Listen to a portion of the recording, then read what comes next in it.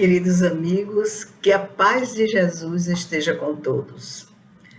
Hoje estamos novamente aqui, nosso compromisso, meu, de vocês, de todos aqueles que estamos juntos nessa tarefa de aprender para esbater o que a gente ignora, para esbater as sombras nas quais nós nos revolvemos ainda, para irmos aprendendo com nossa irmã Joana de Ângeles a discernir, o certo do errado, o verdadeiro, dos caminhos tortuosos que nós criamos, que a vida nos cria, que são os muitos entraves com os quais nós precisamos nos deparar para que a gente aprenda a desenvolver esse senso de discernimento para enfrentar todas as lutas da vida e dessas lutas tirarmos um proveito. Então nós vamos trabalhar hoje o capítulo de número 18, cujo título é Frívolos. O que é que nós temos que aprender com esse capítulo? Nós precisamos nos perguntar: eu sou uma pessoa frívola? O quanto de frivolidade ainda existe em meu compromisso com a vida? Essa é a grande pergunta do capítulo. Eu sei reconhecer quando eu estou sendo frívolo. O que é uma pessoa frívola? O que é um comportamento frívolo? Não? Então, toda a questão que a Joana nos coloca é uma questão para mim, é uma questão para vocês, é pessoal, não é para nós pegarmos os temas e elegermos as pessoas que estão em nosso entorno e classificarmos essas pessoas como frívolas, por exemplo. Não é para isso. Então, nós vamos começar hoje aqui no Grupo Espírita Casa de Guará, em Itabuna, na Bahia, não é, sul da Bahia, por um pensamento de um monge medieval que Joana nos faz lembrar naquele livro dela, O Homem Integral, no capítulo 3º. Ela nos lembra da história desse monge medieval, que dizia para as pessoas que ele cuidava, para as pessoas que frequentavam o monastério, para as pessoas que eram aspirantes a monges. Portanto, ele estava tanto na comunidade, lá fora, como externa, como na comunidade interna. Ele repetia diuturnamente a seguinte frase: olhe, todo aquele que vive morrendo, quando morre, não morre. Vocês entenderam? Todo aquele que vive morrendo, quando morre, não morre. Mas o que é que significa isso? Será que eu vivo morrendo todos os dias? O que é que ele queria dizer com essa morte diária? Eu tenho que morrer para quê? Mas assim eu posso ficar depressivo, eu posso entrar num processo de solidão que vai me adoecer. Não, ele se referia à questão de você morrer para as paixões da vida. Para as paixões da vida. Então, se você é uma pessoa muito maledicente, ou se você é uma pessoa muito crítica, que critica todo mundo, que encontra um defeito em todos e em tudo, você precisa morrer todos os dias. Porque assim, quando você morrer, quando você desencarnar, você está mais leve e vai se descobrir vivo para a vida. Era isso que ele queria dizer. Por isso ele repetia: todo aquele que vive morrendo todo dia, quando morre, não morre. Como será então que estaremos todos nós, depois da grande transição para enfrentarmos a realidade da vida numa outra dimensão? Que não está fora de nós, ela está aqui, porque as dimensões quânticas, elas se interpenetram, né? Não há passado nem futuro, só existe presente. Existe o agora. E o agora é esse entrelaçamento do tempo cronológico e do tempo kairos, que é seu tempo íntimo, aquele que faz parte da morte das suas paixões, como queria esse monge medieval e como ele pregava todos os dias. Então, quando a gente vai trabalhar o tema frivolidade ou os frívolos, que nós vamos nos perguntar a respeito qual é o tamanho da minha frivolidade, o quanto eu ainda faço apontamentos, julgamentos completamente frívolos, sem compromisso nenhum, né, com a minha percepção, sem compromisso nenhum com a realidade. A Joana sempre vai defender a questão do discernimento. Ela defende toda a sua obra, tanto na obra psicológica, como nas obras adjacentes, né? Nós estamos estudando uma obra que não está dentro do que foi cognominado como a obra psicológica, que é nosso livro de estudo Vida Plena. Mas a porção de psicologia que ela coloca em cada tema está intimamente relacionada a toda a sua obra psicológica, ou seja, com a psicologia da Joana de Ângeles. E que psicologia é essa, diferente das outras 400 e tantas escolas? Não, é que a psicologia de Joana de Ângeles tem um fundamento que difere de todas as outras, que é a questão do nascer de novo, que é a chave da compreensão dos problemas das existências. Então, nós desencarnamos, nós morremos para avaliar nossa estada aqui na existência e então planejarmos uma nova reencarnação em função das dívidas passadas, né, que estão na lembrança relativa, na memória relativa, porque não é uma borracha que apaga tudo o que fizemos na existência passada, porque sempre o inconsciente, né, esse grande desconhecido, ele está colocando para fora, em termos de energias pulsionais, aqueles entraves que nós temos na nossa caminhada evolutiva. Então, a Joana vai chamar a atenção, cuidado com a porção de frivolidade que você ainda carrega dentro de você. É preciso, como diz um monge, morrer todos os dias, para quando você morrer, continuar vivo. Entenderam? Então, vamos ver aqui como é que ela abre o capítulo. A frase que abre o capítulo é a mesma frase que vai encerrar o capítulo. Está lá no finzinho do capítulo 18, esta frase que eu vou dizer para vocês aqui. Ela diz assim: ser gentil para com eles, os frívolos e desocupados. Porque tanto os frívolos como os desocupados, todo desocupado é frívolo e todo frívolo é desocupado. Tem muito tempo para as irresponsabilidades, as frivolidades. Apegado ao compromisso da caridade. E voarás, nós precisamos ser gentis para com os frívolos e desocupados. Que os frívolos e desocupados, eles não sejam objeto da minha crítica, objeto da minha percepção distorcida. Eles existem, sim. Nós também temos comportamentos frívolos, sim. Nós temos momentos de desocupação, sim.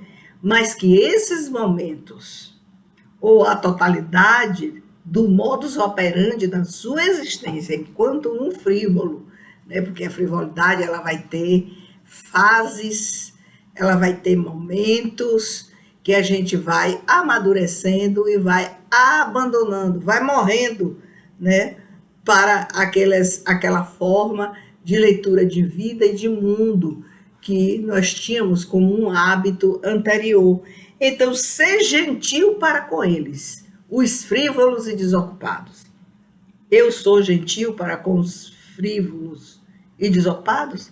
Você é uma pessoa gentil para com os frívolos e desocupados? A nossa pergunta: qual é o tamanho da minha gentileza para com eles? Eu tolero? Eu tolero pouco? Eu não tolero? Como eu me comporto? Então, apegado ao compromisso da caridade, a gente tem que estar com Jesus em nosso lema, em nossa direção. Então, nós precisamos estar apegados a esse compromisso da caridade. A Joana diz: é preciso sermos gentis para com os frívolos, porque é um compromisso com a caridade. E voarás com as asas do amor. Olha que coisa linda e poética. Porque sem elas não te salvarás. Quando a gente fala em salvação, já conversamos sobre isso em outros momentos, não é? Nós temos sempre em mente aquela dualidade. Se você não se salva, ou entende que não está salvo porque sua vida é um tormento de coisas erradas, quando eu falo errado, tem um marco comparativo aí, que é o Evangelho de Jesus. Se eu pegar o Evangelho de Jesus para medir os meus comportamentos e atitudes, e eu observar que eu já abandonei as lições do mestre, não é? Então eu vou ter a ideia de que eu vou morar neste inferno, que nos contaram erradamente que ele é eterno.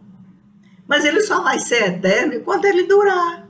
Vai ter um momento que ele vai se acabar, porque na história mítica, por exemplo, nós não vamos encontrar um céu eterno, um inferno eterno, né? Nós vamos encontrar um céu eterno, mas o inferno é passageiro.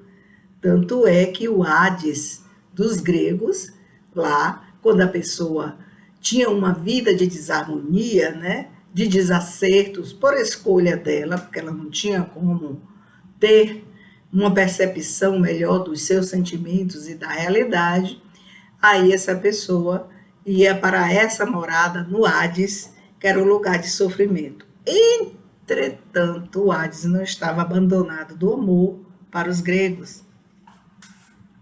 Nós vamos ver que lá no Hades morava Perséfone, né?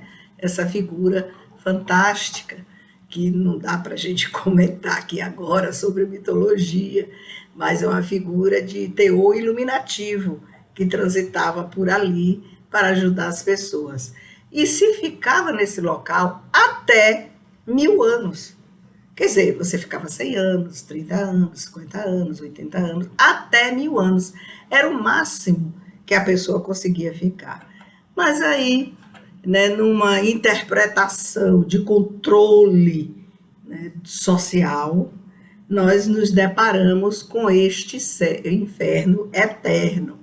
E então vem essa questão da salvação, né, que nós precisamos ter um entendimento de salvação na perspectiva da imortalidade, na perspectiva de que nós nascemos novamente, nós temos essa oportunidade de refazer, de melhorar a nossa trajetória, porque Joana vai trazer nesse texto novamente a figura da cruz. E na figura da cruz, que é uma figura metafórica, né, para os estudos na área da psicologia, na área das religiões, porque representa o local onde Jesus, de braços abertos, falando: aqui está o progresso horizontal e o marco vertical que deve ter, que não existe uma cruz solta no ar, né? Aquela tora vertical deve estar fincada em solo, que segure o peso de uma pessoa.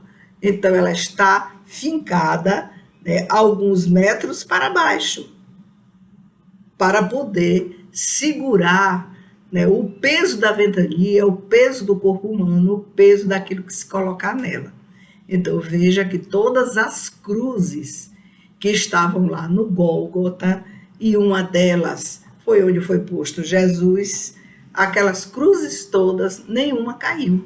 nem por temporal, nem por ventania, porque ali representava o suplício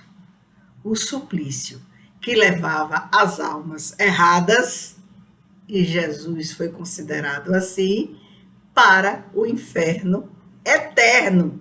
Então, o pressuposto é, se você foi condenado a morrer, né, com a morte pela cruz, que é um tipo de condenação, era daquela época, né, dos romanos, então você nunca sairá do inferno.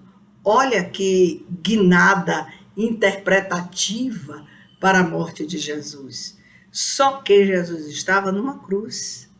Ele traz, né, em seus ensinamentos o progresso de ordem material, que é uma necessidade, a lei do progresso, mas traz o progresso vertical, que é a linha do amor. Por isso que a Joana vai dizer, seja gentil com os frívolos, porque se você for o juiz, né, rigoroso com as atitudes dos frívolos, você tem que ser o juiz rigoroso para você, né? Para você vai se autodescobrindo dessa medida, o quanto nós somos frívolos ainda em nossos comportamentos e atitudes, para que a gente comece a colocar essa rigidez, né, de julgamento, o sentimento de amor, porque esse sentimento de amor, ele está dentro de um estamento que é a evolução vertical. Mas a gente só quer evoluir horizontal. Precisamos evoluir verticalmente.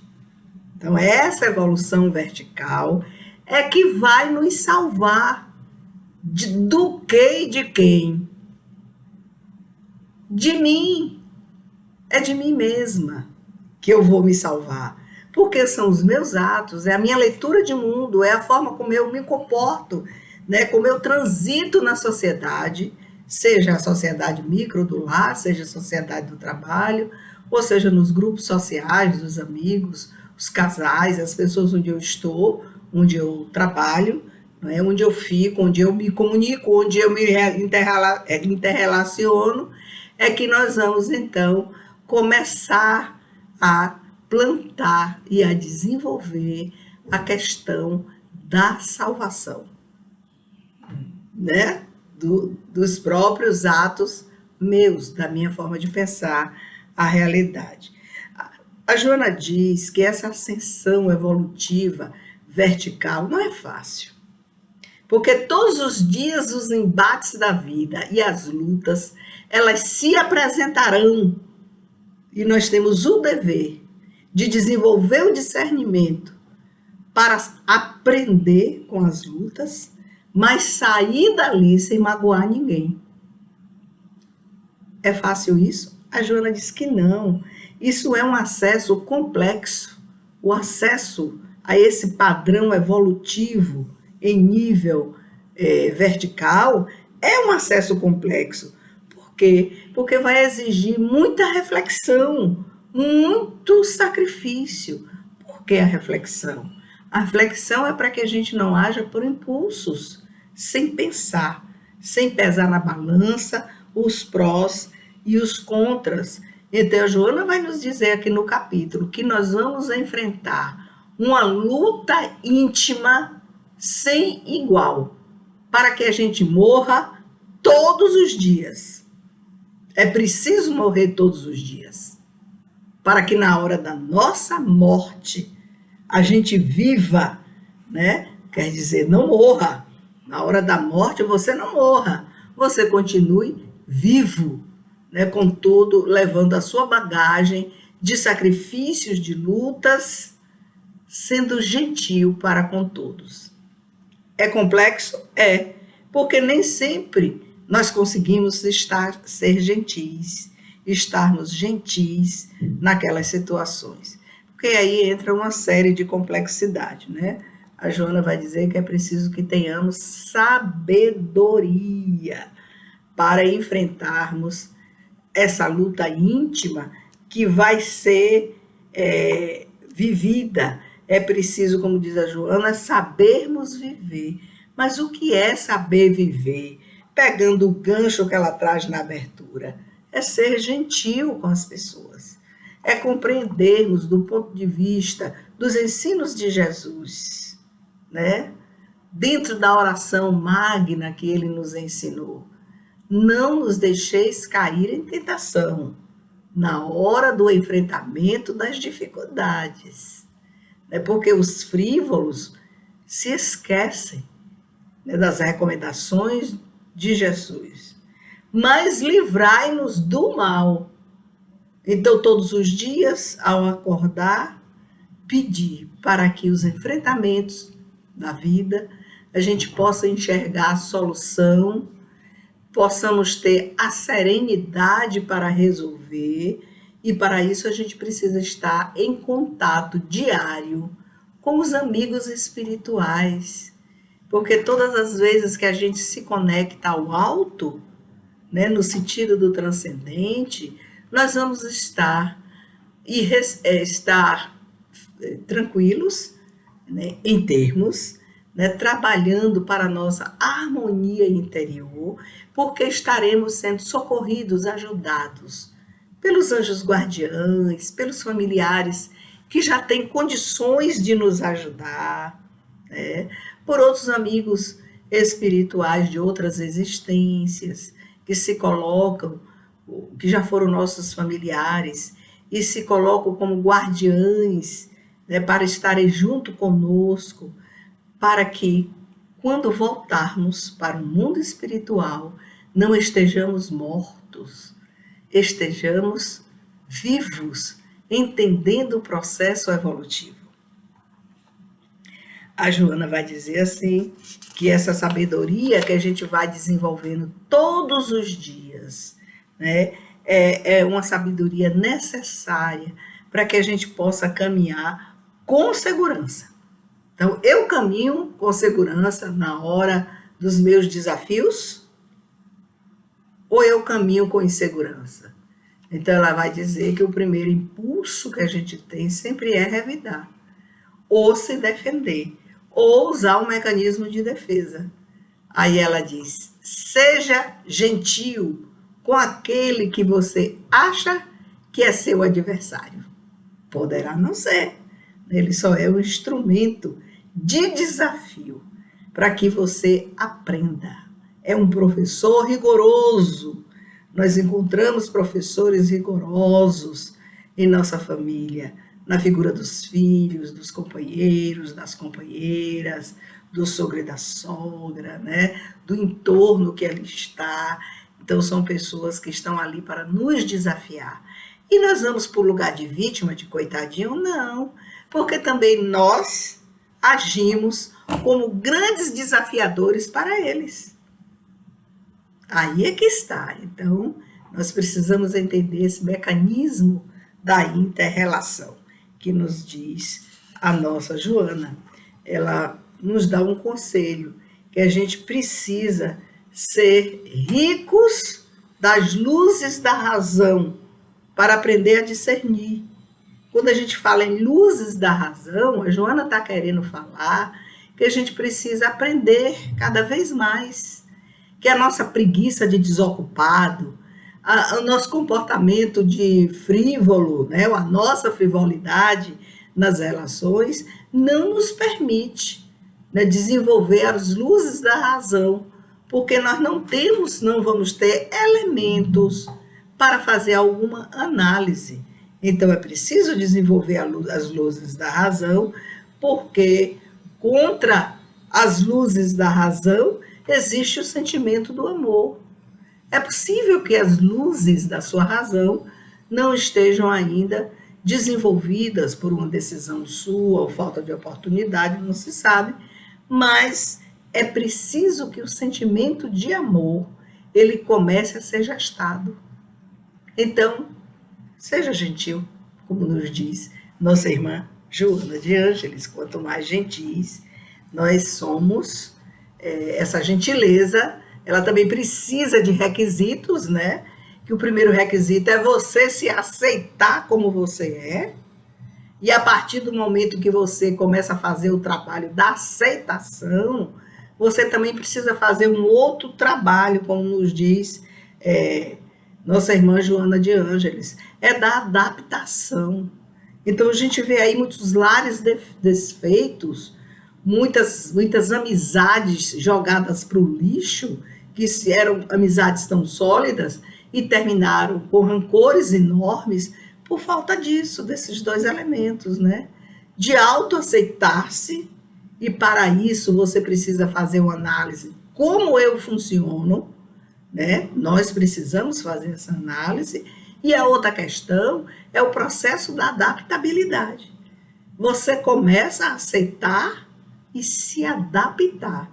Porque se você aceitar sem se adaptar, a sua luta íntima vai ser tão grande que o seu pensamento, a sua mente vai produzir pensamentos de insatisfação e destruição interior que vai lhe adoecer. Então a gente precisa ter essa compreensão, né? Se eu compreendo que os pensamentos adoecem, que as monoideias são capazes de destruir o corpo que eu habito, olha que coisa, né? E eu vou então entrar num processo desagregador, né? De não encontrar nada para eu me agarrar como alegria, como harmonia, como paz, em estando encarnado na Terra. E aí nós vamos fazendo as opções desagregadoras, né? São as opções de acabar com a amizade, acabar com os relacionamentos, né? Entra na solidão profunda, depois vai encontrar a opção do suicídio, que sempre é uma opção de covardia. Suicídio é covardia. Então você não procura ajuda, procure ajuda. Não procura ajuda para enfrentar suas dificuldades e vai para a negação. E indo para a negação, aí vai se destruindo. A Joana diz que não é este o caminho de quem já adquiriu certa lucidez. Para adquirir certa lucidez, a gente precisa vencer a preguiça, o comodismo, para que a leitura de mundo ela vá se ampliando de modo que a gente possa avaliar com segurança. A Joana diz, nunca revide, nunca. Mas todo mundo aqui tem vontade de revidar, não tem? Se não faz isso com as vias de fato, faz no pensamento, né? Usa o discurso para revidar. Se não usa o discurso e usa o silêncio, observe se você não está se escondendo no silêncio. E se você estiver se escondendo no silêncio, para não ir às vias de fato, a Joana chama a atenção de que todos nós temos opositores de plantão. Se esse é um conhecimento que eu tenho, o que é que eu tenho que fazer com o meu silêncio? Morrer todo dia às vontades do que eu tenho de dizer, de falar, de fazer. Vai ter que morrer todo dia. Vai morrendo. Ó, tá na hora de morrer. Olha o que eu estou pensando. Eu estou aqui em silêncio, olhando para o outro, mas olha o nível dos meus pensamentos. Eu estou sendo gentil para com o outro? É a pergunta da nossa irmã Joana no texto de hoje. E ela vai nos ajudar, terminando esse capítulo com o exemplo, né, do rei Luís XVI e sua família real, quando ele teve que fugir lá da França, porque não tinha mais como sustentar aquele modelo de aristocracia, de monarquia que tinha se instalado lá, com todos aqueles desmandos, né? O povo tendo que trabalhar para sustentar um castelo do tamanho do castelo de Chambord, do castelo de Versalhes. Quantas pessoas viviam ali nas frutricas e ociosidades que moravam no próprio castelo, né? E que tomavam café da manhã, que lanchavam, que almoçavam, que jantavam, que tinham todas as festas. Era um exército, né, para fazer toda essa alimentação, né, um exército oprimido que tinha que pagar os tributos daquilo que produzia no campo, trazer o que de melhor o campo produzia para alimentar essa multidão ociosa e frívola dos palácios. Então chegou um momento na França, eu sei que vocês conhecem a história francesa, né, disso tudo, em que o rei Luís XVI teve que fugir. E ele foge, olha, repare o que é prepotência e orgulho. Ele mandou construir, quando assumiu o trono, uma carruagem específica, dourada, porque ele sabia que esse momento ia chegar e ele queria não ser morto e também que a sua esposa e seus filhos não morressem. E quando ele estava já entrando ali na divisão com a Áustria, aí vocês olhem no mapa, viu, gente boa, né, que tem que estudar e ver as coisas, não só pelo falar, mas também saber localizar. Ele já estava na divisa, né, para a entrada na Áustria. Um vagabundo desocupado viu a carruagem dourada e falou: quem vem na carruagem dourada? Porque a notícia já tinha se espalhado que Luís XVI estava construindo uma carruagem dourada para esse momento de fuga. Essa carruagem tinha uma proteção excessiva, né, contra bala, contra... a gente está aí, século XVIII, XIX, por aí. E aí, então, ele manda construir essa carruagem. Não podia ser cinza, não podia ser coordenada, bege, né? Para poder se disfarçar, ou verde, para andar entre as matas. Não, uma carruagem dourada. O vagabundo desocupado viu, foi chamar a polícia. Aí falou: a carruagem dourada de Luís XVI está entrando na Áustria. A polícia veio, prendeu a família real. E ele não pôde defender a si mesmo, nem a própria família. E todos foram mortos. Vocês estão entendendo? Se esse desocupado não estivesse desocupado, né, estivesse ocupado com o seu trabalho, nas suas atividades, ele não teria visto a carruagem dourada. Mas, enfim, é a história. E a Joana vai dizer o seguinte, que nós não sejamos essa majestade, esse lugar que a gente quer ir para ser notado, porque fatalmente esse lugar para ser notado é o lugar do progresso horizontal. Que a gente abra os olhos para a necessidade da nossa evolução moral, que são questões que dizem respeito a cada um de nós. Então, cada um de nós temos que cuidar de nós mesmos. Carmélia cuida de Carmélia. E vocês, cada um, cuidam de vocês. Embora eu esteja no contexto da vida, né, lidando com tudo que eu lido, né, encontrando as dificuldades, né, mas que eu tenha discernimento suficiente para fazer das dificuldades uma grande lição para a minha existência.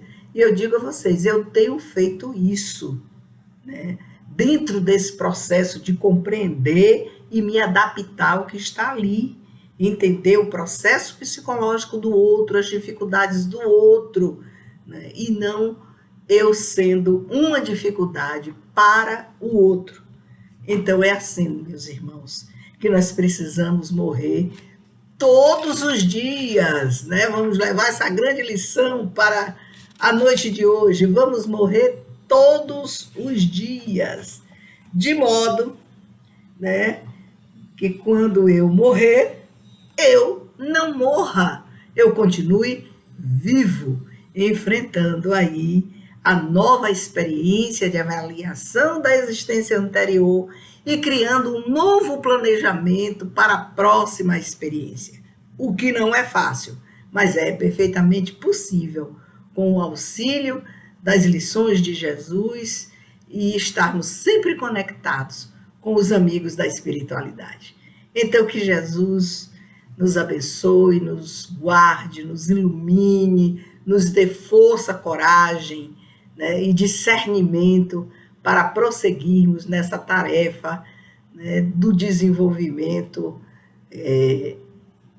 no sentido vertical, que é o sentido do grande momento do retorno de Jesus, que nunca retornou, continua aqui conosco.